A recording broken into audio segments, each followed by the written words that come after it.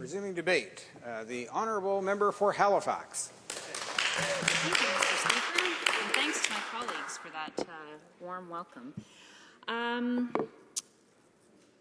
So I would like to lay out a bit of the timeline around this bill and lay out some of the key issues. But before I get into that, I do want to take a moment in this House to thank my colleagues, the member for Scarborough Rouge River and the member from Scarborough Southwest. They have been really helpful. It's been great to work closely with them as MPs who are in the NDP, who are right there where this park is, and it's been great just to get their advice from the ground to hear what is going on. I do also want to take a minute to thank some of the environmental organizations and local organizations that have been very helpful with our analysis of this bill, including the Suzuki Foundation, Canadian Parks and Wilderness Society, and Friends of Rouge Watershed, because you know, when we're here on the Hill, we try and do an analysis of legislation as it's presented, but it's hard to know exactly how it will play out in local communities, and so they've been very helpful to us. The NDP was successful. There was a study at the Environment Committee on urban conservation. The NDP was successful in getting 2 days set aside to specifically look at Rouge Park. I think this was last year. And that was incredibly helpful. We got an update from Parks Canada officials, and we did hear witnesses. And we heard about the incredible consultation that's been happening, over 25 years of consultation and work around this park. We heard about the great work that Parks Canada staff have been doing to try and make sure everybody's at the table and to deal with creating a piece of legislation that will create a park that is very difficult.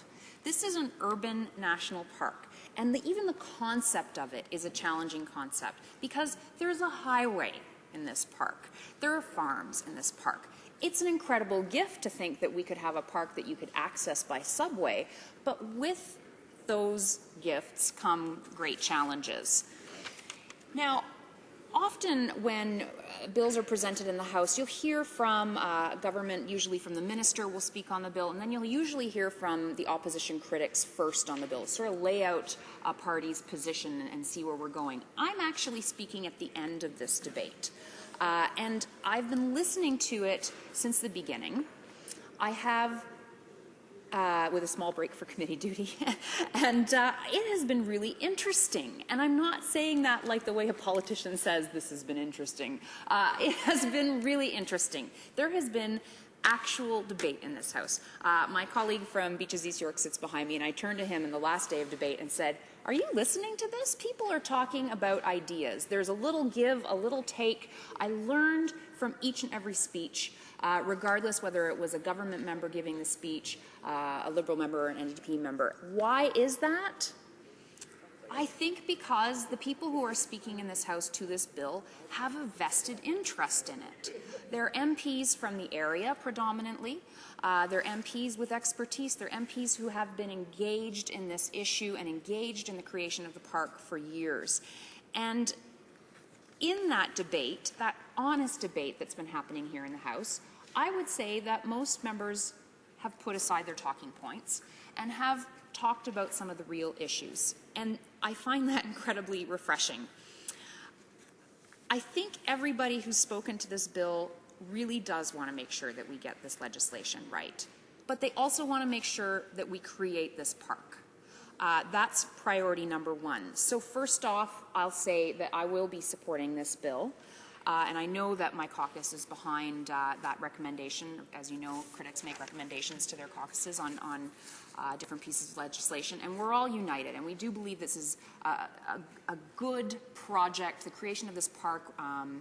We strongly support protecting land through creation of national parks writ large, as long as those national parks are backed with strong environmental legislation. But we also support this legislation, the creation of Rouge Park, Canada's first urban national park. So that's the first thing. The second thing is that I will come to this debate as well with an open mind, an open heart, and put down my talking points as well, and try and present some ideas, try and present some proposals, because I do see problems with this bill, and I'm not alone with that, but I think there are solutions. And I do believe that we as parliamentarians could work on those solutions together alongside community and actually come up with a stronger bill. So what has happened? What has happened with this bill? A lot has happened, in fact. This bill was introduced in June, and frankly, I think some politics were involved in that. I think it was hastily introduced in this House, but, you know, we had some by-elections happening in the Scarborough area, so it's good to, you know, for government to say, look, we're going to hold up this bill. That's just my assumption, but I do think it was tabled pretty hastily. And it continues to have politics when we see what the Ontario government has been doing and saying via the media. So what happens here? This park will be 58 square kilometres. The province of Ontario owns 2/3 of that. Ottawa, or the federal government, owns a third with some, you know, about a third with some pieces owned by Markham and Toronto, some small parcels. So in order to create this park, we need a transfer of lands. So 5,400 acres of parkland would be transferred from Ontario to the federal government. At least that was the theory we were working with in June. It's not so much the theory now. And in early September, we heard that the Ontario government was not going to transfer the land, or they were thinking about not transferring the land, because of the issue of ecological integrity. I'll get to the ecological integrity piece in a minute. About a week later, we saw that the Minister of Environment said, well, the federal government's going to move ahead with this park anyway. So there is a concern that I have there that we would be creating a park that we don't actually know what it's going to look like. We don't actually have the full parcel of land. I will admit I would rather create a very small park than no park at all, but we are in a situation where we aren't 100% sure what land is going to be involved. So what's the issue with ecological integrity? This is important, Mr. Speaker. The National Parks Act specifically states that maintenance or restoration of ecological integrity through the protection of natural resources and natural process shall be the first priority of the minister when considering all aspects of the park management of parks. So the first priority is ecological integrity, maintenance or restoration of ecological integrity. Now, where have I've misplaced, I'm standing here and I've misplaced my piece on Rouge Park, but I can paraphrase because I know it fairly well. And what this bill says is that the minister must take into consideration ecological integrity. And that is a big sticking point for a lot of people. Now, I have heard, maybe I'll start with community groups, just checking my time because I know we're limited. Community groups have come out and said that this is not acceptable, that it's a lower standard of environmental protection. And I understand what they're saying, and I believe what they're saying. So there was actually a pretty good release put out by a number of groups, including Environmental Defence in Ontario, Nature, for example, and they actually say, we call on the federal government to uphold its commitment to the Memorandum of Agreement. As it stands now, the draft federal legislation threatens to undermine 25 years of consultation, scientific study, and provincial policy development that made ecological integrity the main purpose of the park and the top priority for park management. So that's their concerns. I share their concern, but I think we can figure this out. So listening to the debate here in the House, I have heard my colleagues, in particular from Halton Hills, Wellington Halton Hills and Oak Ridge's Markham, talk about the fact that this is an urban park and it is complicated because there are farms and there is a highway. So how do you have this standard of protecting ecological integrity when the 401 is going through? So that says to me that maybe we legitimately need a different standard, not a lower standard, but a different standard for urban parks. I buy that. I think that's something worth exploring. The problem I have right now, though, is that, first of all, I have trust issues with this government. How come? Well, I'm the environment critic. So I don't trust that this is just a different standard. It says to me that this bill is a crack opening the door a crack, and other park legislation will also have a different and perhaps lower environmental standard. So it's hard to trust that this is what the issue is.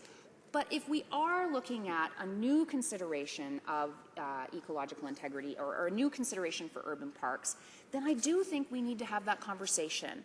I do think that it needs to be consulted. I do think we need to hear from witnesses at committee. I do think we need to, you know, like I said, put the talking points down and have an open and honest conversation about what do we do with urban parks. And I think that there is a solution. I am not sure what it is yet. But I think that we can get there together.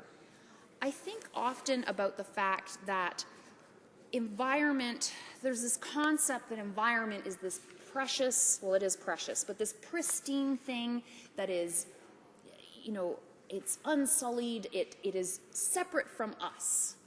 Well, it's not, Mr. Speaker. Environment is us. It is the people. It is our buildings. It is our roads. It is our farms. We are part of environment. And there's been a lot of work and thinking on that concept of environment. So I know that the work is there that can help us get to a solution here. I don't know if it's an amendment to the Parks Act. I understand if government doesn't want to reopen the Parks Act, but maybe we need to. Maybe it needs to be a definition for urban parks. Maybe it needs to be,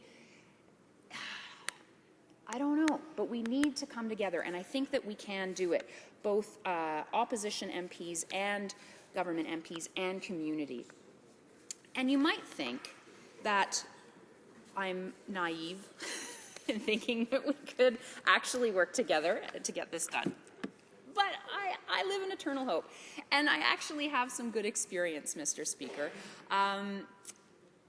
There is precedence here in this House, even in this current majority government, because I'm really proud of the work that we, all of us, were able to do on Sable Island National Park to bring that bill forward, to raise concerns about some problems with the bill, and to actually get assurances and to get commitments from government, whether it's via the park management plan or via reporting, but we got commitments from government that dealt with some of the problem areas, that dealt with our concerns.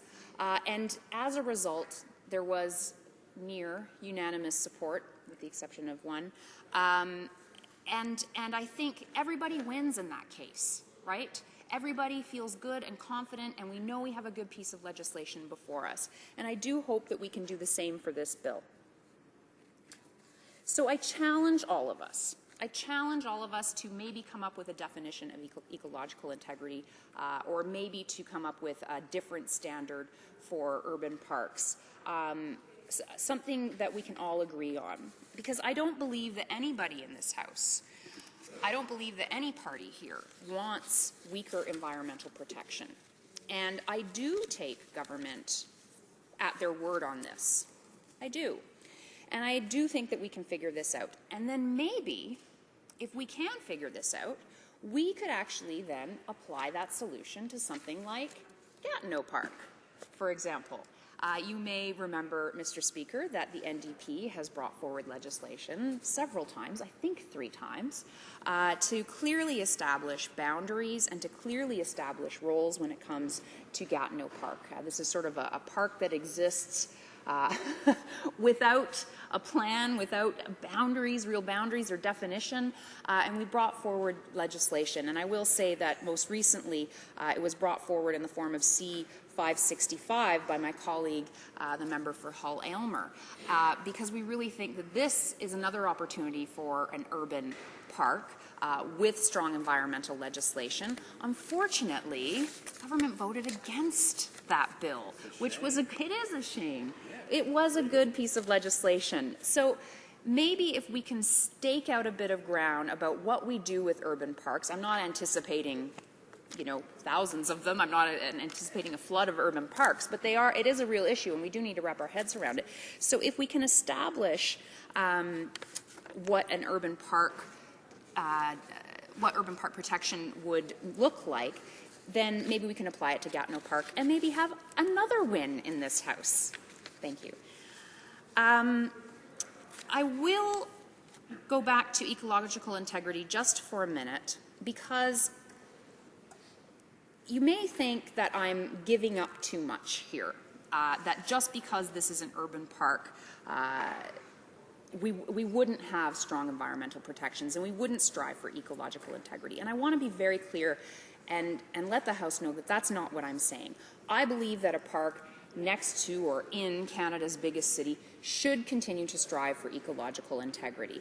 I think that ecological integrity is the goal for environmental protection within Rouge Park, Greenbelt, Rouge watershed plans, as well as provincial and national park legislation and policies.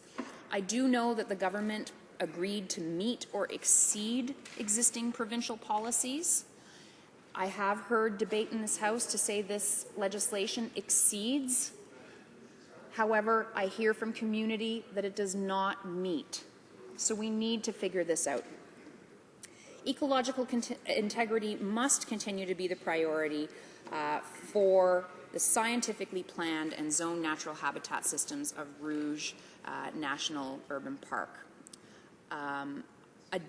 We can look at different standards like net gain and ecosystem and watershed health, perhaps. That could be utilized for areas zoned for agriculture or infrastructure, hamlets, campgrounds, etc. I'm not sure, but it's something we could talk about. Because if you think about it, lots of our provincial and national parks have highways, they have towns, they have railways and other infrastructure within them, and yet they still manage to prioritize that goal of ecological integrity. So, Mr. Speaker, that's all I have on this right now, except to say that we really do want to see the creation of this park.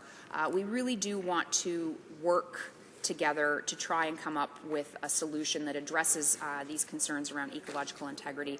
I look forward to hearing the witnesses at committee. I look forward to speeches in this House afterwards to see where we are, and I look forward to some questions. Thank you, Mr. Speaker. Okay, questions and comments. The honourable member for Wellington Halton Hills. Thank you, Mr. Speaker. I want to thank the member for supporting this bill at second reading. I appreciate her feedback and comments on this bill. I just want to emphasize that while provincial legislation does include the words ecological integrity, that same provincial piece of legislation allows for natural resource extraction in Algonquin Provincial Park. It allows for logging in Algonquin Provincial Park, and it allows for hunting in Algonquin Provincial Park.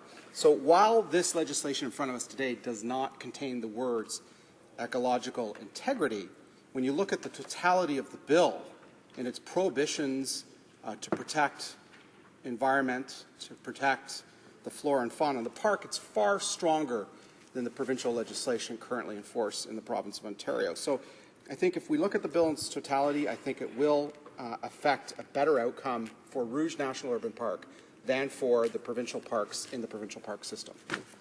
The honourable member for Halifax. Thank you, Mr. Speaker. And I understand what my colleague for Wellington Halton Hills is saying.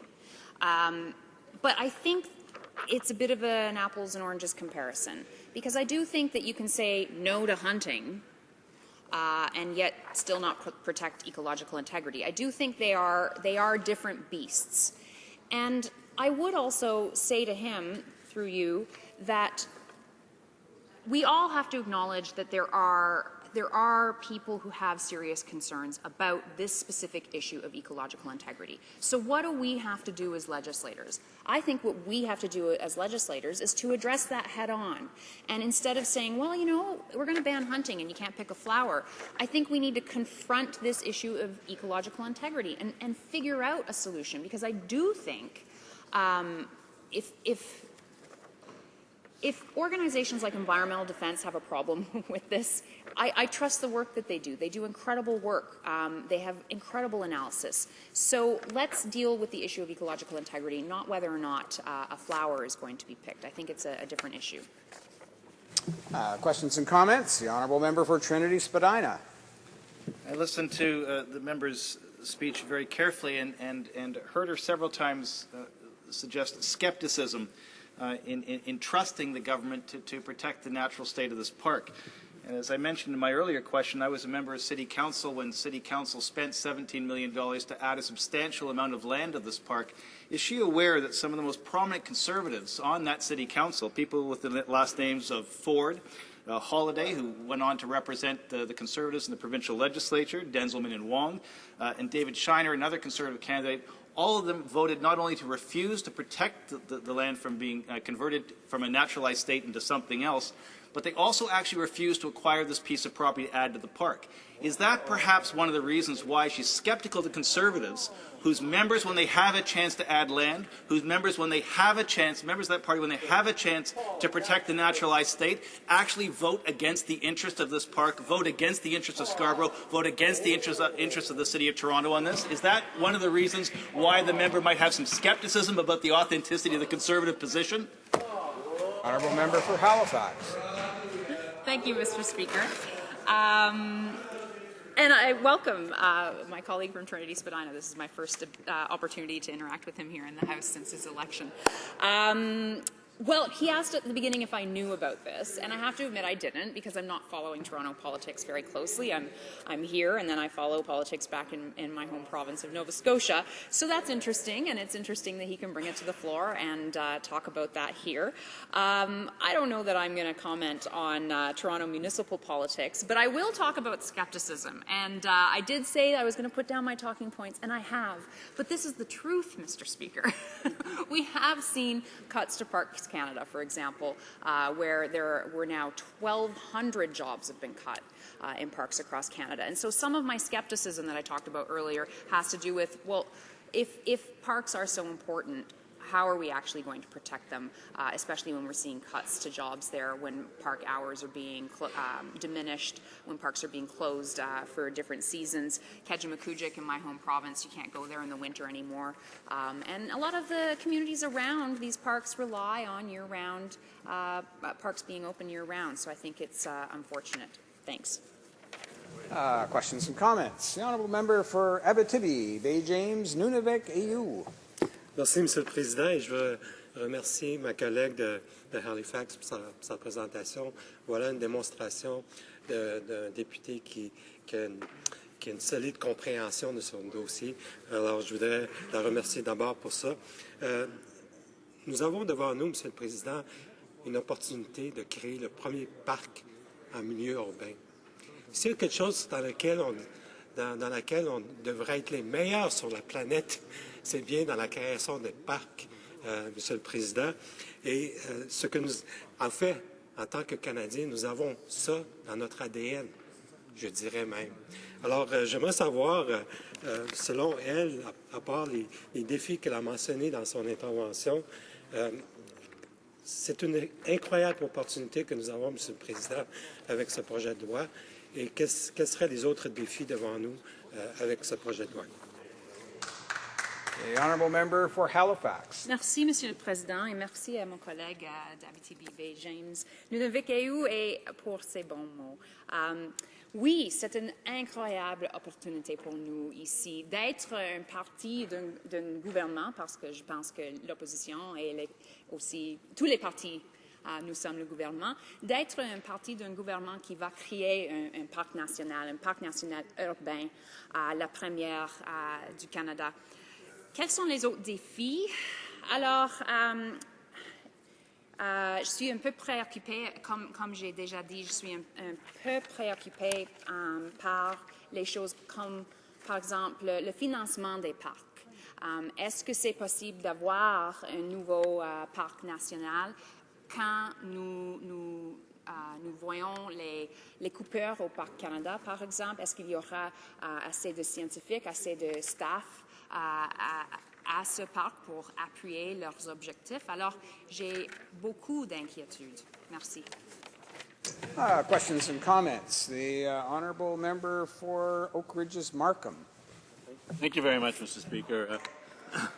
I know the debate is closing, Mr. Speaker. This is people can certainly understand this debate. We have the member for Trinity Spadina and the Liberal Party talking about ecological integrity, and their position is that if you add the Toronto Zoo to the park, you will be increasing the ecological integrity of the park, Mr. Speaker. So by allowing people to come to the park and look at the giraffes, I suppose, that are, and the polar bears that are within the park, you're increasing the ecological integrity. Mr. Speaker, to the honourable member across, I just want to say this. Thank you very much. I know that you'll be supporting the bill to get it to committee. I appreciate that. So it's more of a comment. The farmers in this area have been treated terribly. Their lands were originally expropriated by the Liberal government in the 1970s. Many of them were evicted from their lands. Some were given one-year leases that they've been operating on for over 40 years.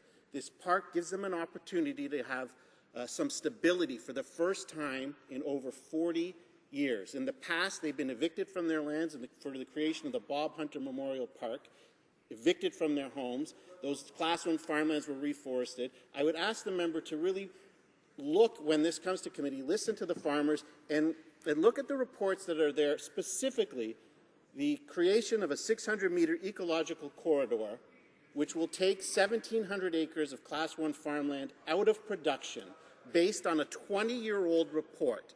It cannot be done without evicting farmers. So while I thank the member for her support, I hope when it does get to committee, she'll really take a look at how the farmers have been treated in this area, look at what they're saying, and look at what would happen if we create this zone in this area to these farmers. And it's just a comment, Mr. Speaker.